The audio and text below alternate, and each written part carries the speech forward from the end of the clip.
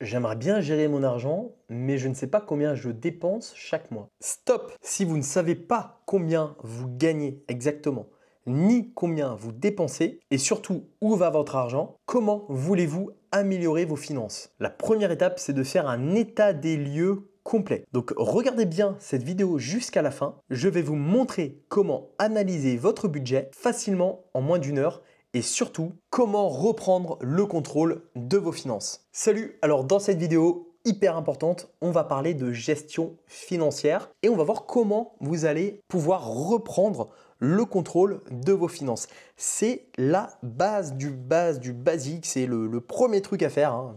Je vous ai fait vraiment déjà pas mal de vidéos vraiment pour casser, débunker toutes les croyances autour de l'investissement. Mais cette vidéo-là va terminer cette série de vidéos sur le débunkage, vraiment où là, on va passer à l'action.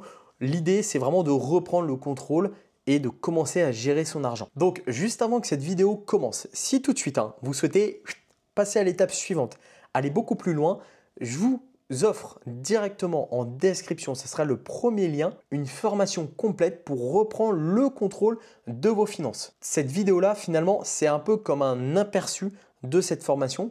Là, on va vraiment revoir un petit peu tous les points, mais si vraiment vous voulez aller plus loin, c'est dans cette formation offerte que tout se passe. Donc, je vous invite à y accéder avant que le lien soit supprimé. Bien, alors, tout d'abord, pourquoi la plupart des gens ne savent pas où va leur argent? Ça, c'est un constat que je me suis fait, que je me faisais à l'époque. C'est-à-dire que faut pas croire que moi, je suis pas arrivé comme ça par magie.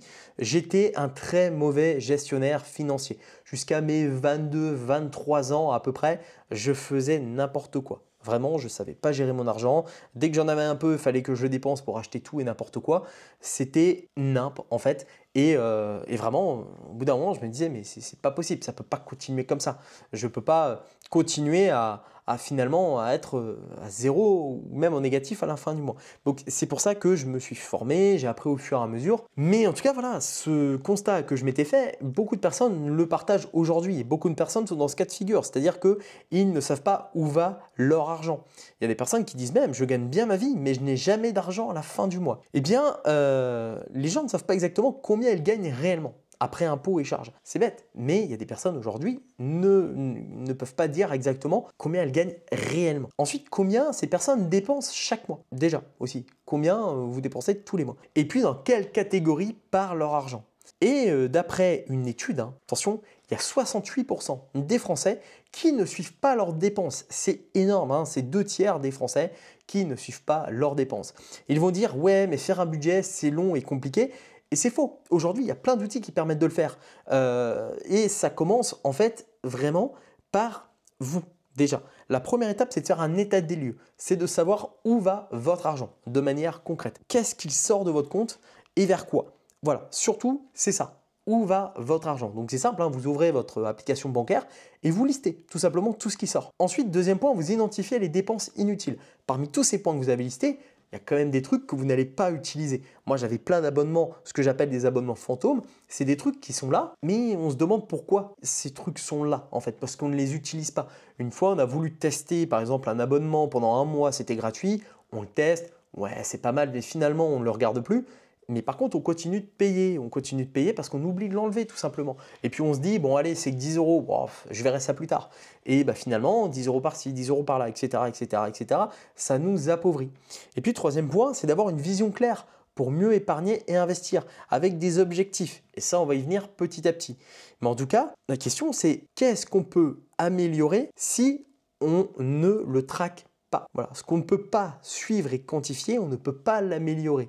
C'est comme si quelqu'un qui voulait perdre du poids, comment on pourrait le savoir si cette personne ne se pèse pas? C'est pas possible. Voilà, on peut pas se dire comme ça, tiens, j'ai perdu 5 kilos, je suis sûr là.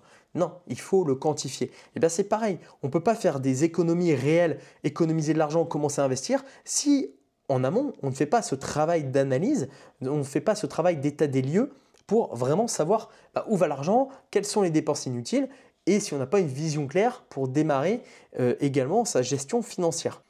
Alors, on va passer maintenant dans le vif du sujet et puis on va voir comment faire un état des lieux de vos finances en 3 étapes simples, basiques. Donc comment on fait concrètement? Tout d'abord, première étape, vous récupérez vos relevés bancaires sur 12 mois. Pourquoi 12 mois? Puisque sur un mois, en fait, il y a des mois où on dépense plus que d'autres. Voilà, il y a des mois exceptionnels, il y a des trucs qu'on paye à l'année, etc. Donc 12 mois, ça va prendre en compte toutes vos dépenses, un historique sur un an, y compris celles qui sont ponctuelles, vacances, impôts, cadeaux, etc. Ça arrive parfois qu'une fois par an. Il y a aussi des abonnements qu'on peut payer une fois par an, une assurance voiture, on peut la payer à l'année, etc. Donc vraiment, vous le faites. En fait, si vous n'avez qu'une seule banque, c'est simple, vous allez sur l'application de la banque et puis si vous avez plusieurs banques, eh bien vous utilisez une application de gestion financière. Je vais vous en donner quelques-unes après. Ou sinon, vous allez sur toutes les banques et puis vous faites les exports, tout simplement. Ensuite, deuxième étape, vous automatisez l'analyse avec une application. Alors, c'est possible avec une appli. Moi, je vous recommande également mon tableau de budget, mon tableau de finances, celui que j'utilise au quotidien. Le lien sera en description. Donc grâce à ce tableau, c'est avec celui-ci que je suis mes dépenses et mes finances depuis des années. C'est avec ça que je traque tous les mois ce que je dépense, ce que je fais, etc. Je vous mettrai donc un lien en description. Et puis vous avez une vidéo tutoriel complète pour l'utiliser, donc pour dès maintenant mettre en pratique tout ça.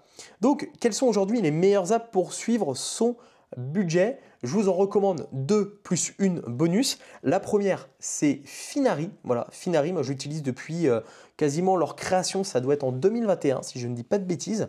Ça synchronise donc 20 000 banques et c'est un moyen aussi également de suivre son patrimoine et de catégoriser ses dépenses. Donc je vous mettrai le lien en description. J'ai fait une vidéo d'ailleurs sur Finari et puis je vais en refaire une bientôt. Bankin également, qui est une solution que je recommandais en 2019 dans mes premières vidéos d'ailleurs sur ma chaîne principale où je parlais d'argent, donc qui est spécialisée dans la gestion budgétaire, qui est très simple à utiliser, qui fonctionne bien. Donc également le lien sera en description. Et puis on a une Linkso qui est une alternative intéressante avec une bonne interface. Voilà, vous aurez également un lien en description. Et en fait, ces apps récupèrent vos transactions de manière sécurisée grâce à la directive DSP2. C'est un standard européen en fait. Et voilà, c'est en gros une approbation d'accéder à la lecture de vos comptes. Voilà, c'est juste un droit de lecture, ça permet comme ça de tout synchroniser au même endroit et d'un seul coup d'œil de voir où vous en êtes, surtout si vous avez du multicompte. Et puis enfin, troisième étape, catégoriser vos revenus et vos dépenses. Donc comment vous les classer? Tout d'abord, il y a plusieurs catégories. En fait, je vais vous les donner maintenant. Donc les plus importantes, après c'est adapté en fonction de vos besoins. Donc première catégorie, les revenus. Salaire, prime, investissement, on peut le mettre également là-dessus. Micro-entreprise, revenus avec un business alternatif, etc. Donc catégorie revenus. Deuxième catégorie, le logement. Loyer, crédit immobilier, les charges, tout ce qui coûte, tout ce qui touche à votre logement en termes de dépenses. Troisième catégorie, le transport. Essence, transport en commun, assurance voiture, tout ce qui est lié à votre véhicule. Quatrième, alimentation et boissons. Courses, restaurants, café. Tout ce qui touche un peu au métier de bouche, etc. Le petit Starbucks du matin, les courses de la semaine, les restaurants du vendredi soir, tout dans la catégorie alimentation et boissons. Cinquième catégorie, abonnement. Donc là, Netflix, Spotify, téléphone, tout ce qui est abonnement, on va dire, numérique, tout ce qui va vous coûter en fait tous les mois un abonnement récurrent. Sixième catégorie, cette fois, loisirs et divertissement. Sorties, vacances, hobbies. Voilà, les petits trucs qui vous font plaisir, les petites sorties, voilà, de temps en temps, le petit billard, les vacances, le week-end, voilà, ce genre de choses. Septième catégorie, les impôts et les taxes, donc les prélèvements obligatoires. Impôts sur le revenu, différents impôts que vous pouvez avoir, voilà, liés donc vraiment en impôts personnels. Et puis huitième catégorie, les investissements, épargne, bourse, crypto, immobilier. Voilà. Et puis avec Finari d'ailleurs, vous pouvez même créer vos propres catégories. Mais en tout cas, c'est important de le lister dans toutes ces catégories-là. Et comme ça, en un coup d'œil, en fait, vous allez voir où va votre argent, quelles sont déjà vos rentrées et puis surtout toutes les sorties. Parce que là, en seule entrée, techniquement, vous avez les revenus dédiés, les revenus donc, de vos salaires, primes, investissements. Mais tout le reste, évidemment, c'est dans la catégorie rouge, dans les dépenses, logement, transport, alimentation, boisson, abonnement, loisirs, divertissement, impôts et investissement. Puisque l'investissement, ça va vous coûter de l'argent d'investir. Voilà, donc avec ces 3 étapes, vous avez un état des lieux précis de vos finances en moins d'1 heure. C'est pas très long, moi je conseille plutôt de prendre 2 heures pour bien prendre le temps de le faire, mais au moins ça vous permet d'avoir une vision claire et complète de vos finances. Et puis vraiment, si vous voulez gagner beaucoup de temps sur la création du tableau du process, je vous mets le lien en description de mon tableau de budget, qui est pour moi le tableau de budget ultime, qui est pour moi vraiment le top du top pour gérer ses finances au quotidien. Alors, petit exemple concret, donc on va prendre l'exemple de Paul, tiens, par exemple, qui gagne 2500 € par mois, mais il finit toujours le mois à zéro. Voilà, parce que c'est aussi psychologique. Quand on gagne 2500 € par mois, s'il nous reste de l'argent, on va avoir tendance à le dépenser. Voilà, parce que ça paraît logique de ne pas forcément mettre de l'argent de côté. Et il ne sait pas pourquoi il arrive à zéro en fait. Et bien après l'analyse, finalement, lorsqu'il a fait, qu'on a vu juste avant, ou tout simplement en rejoignant la formation gratuite en description, en reprenant le contrôle de ses finances, et bien en fait, Paul il se rend compte qu'il dépense 300 € par mois en abonnement inutile. Voilà, il a identifié des dépenses alimentaires excessives. 350 € par mois en livraison. C'est pas mal, hein. Paul, il adore le Uber Eats. Et puis, il met en place une épargne automatique de 10% de ses revenus. Voilà, maintenant, il investit. Résultat, en 6 mois, Paul, il peut économiser 2000 € sans même changer son niveau de vie. Qu'est-ce qu'il a fait? Il a viré 300 € par mois de toute façon qui partaient dans des abonnements qu'il ne regardait pas. Et puis, il a fait un peu moins d'Uber Eats. Paul, il s'est mis à cuisiner un peu plus. Bon, voilà, c'est tout. Mais il a fait de sacrées économies. Il a économisé plus de 2000 €. Et puis, avec la règle des 8%, moi que j'applique dans mon quotidien, c'est-à-dire que tous mes rendements prennent entre 8 et 10%, tout l'argent investi va grossir et avec la magie des intérêts composés, c'est comme ça que je fais pour m'enrichir dans les mois et années à venir. En fait, le temps finalement me donne raison et me permet de croître mon patrimoine financier. Alors, à vous, faites le test, un petit peu comme Paul, finalement. Suivre son argent, de toute façon, c'est la clé pour mieux épargner, mieux investir et s'enrichir plus vite. Donc, téléchargez l'une des apps suivantes, Finari, Banking, Linkso, les liens sont en description. Synchronisez vos comptes bancaires et puis regardez vos plus grosses dépenses sur les 12 derniers mois. Et puis, dites-moi en commentaire, voilà, je serais curieux de savoir qu'est-ce qui vous a le plus surpris au niveau de vos dépenses. Est-ce que vous êtes étonné finalement des dépenses que vous avez faites ou est-ce que vous en êtes? Voilà, ça va vraiment vous permettre aussi peut-être d'avoir un électrochoc. Moi, j'ai aussi rencontré des personnes qui n'osent pas regarder leurs dépenses par peur. Parce que ce qu'elles veulent voir, elles n'ont pas envie de le voir. Mais il faut affronter les choses en face. Il faut se dire, ok, je regarde, je fais un point sur mes finances et là je vois que ok, ça ne va pas, donc il faut que je trouve une solution. Voilà, inutile de se voiler la face, il faut passer à l'action. En tout cas, les avantages, j'en ai noté 3. Faire un état des lieux de ses finances, ça va vous permettre de reprendre le contrôle de son argent. Et ça, c'est pas négligeable. D'identifier et d'éliminer des dépenses inutiles. Vous allez pouvoir mettre de côté facilement, peut-être même vous payer des vacances à la limite. Et puis de libérer de l'argent pour épargner et investir. Voilà, c'est capital de le faire. Et puis, vous ne pouvez pas améliorer ce que vous ne suivez pas. C'est ce que je vous ai dit, il faut vraiment prendre le temps de faire un suivi complet.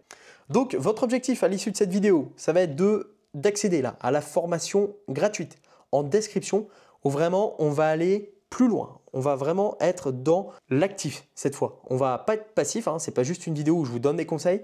Là, ça va être à vous de le faire avec des challenges. C'est sur 7 jours et à la fin des 7 jours, on aura repris le contrôle de vos finances de A à Z. Vraiment, faites-le. Suivez cette formation en description. En tout cas, si vous ne suivez pas la formation, même si je vous invite vraiment à le faire, commencez dès maintenant rapidement avec une application de gestion financière. Donc comme on a vu, Finari, Banking, voilà, c'est déjà pas mal pour démarrer. Synchronisez vos comptes. Vraiment, faites-le et puis analysez vos principales dépenses et définissez un plan d'optimisation. Voilà, passez à l'action, faites-le. Franchement, ça va vous prendre quelques minutes.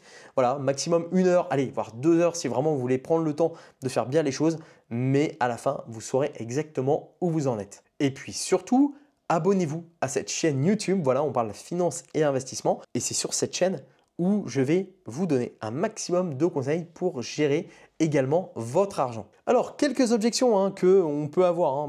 Faire un budget, c'est trop long. Ah ouais, avec une app, ça prend moins de 10 minutes. Pas de bol, ça ne tient pas.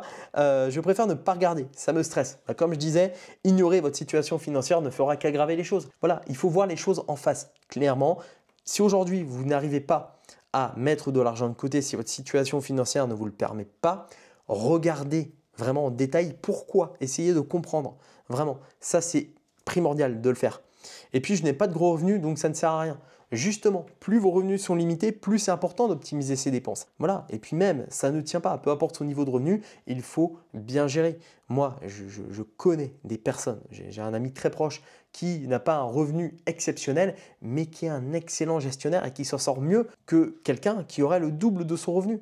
Pourquoi? Parce qu'il fait attention à ce qu'il dépense. Tout est calculé, tout est optimisé et puis il investit. Aujourd'hui, l'argent que lui rapporte l'investissement, en fait, lui permet d'avoir un patrimoine financier qui est énorme. En tout cas, plus vous attendez, plus vous perdrez. Donc, faites-le dès maintenant. Analysez vos finances, passez à l'action et puis ne laissez pas filer comme ça des centaines d'euros inutilement dans des abonnements, dans des trucs, voilà. Passez à l'action. En tout cas, nous, on arrive à la fin de cette vidéo. Donc, comme je vous le dis, si vous souhaitez vraiment du concret, la formation offerte en description de cette vidéo. Abonnez-vous à la chaîne YouTube si la finance et l'investissement, ça vous intéresse. Mettez un pouce bleu également pour aider au référencement. Et puis, dites-moi en commentaire un petit peu où vous en êtes de votre gestion financière. Je serais curieux de le savoir. Merci d'avoir regardé cette vidéo jusque-là. On se retrouve très vite pour de prochaines vidéos. Et surtout, à votre succès!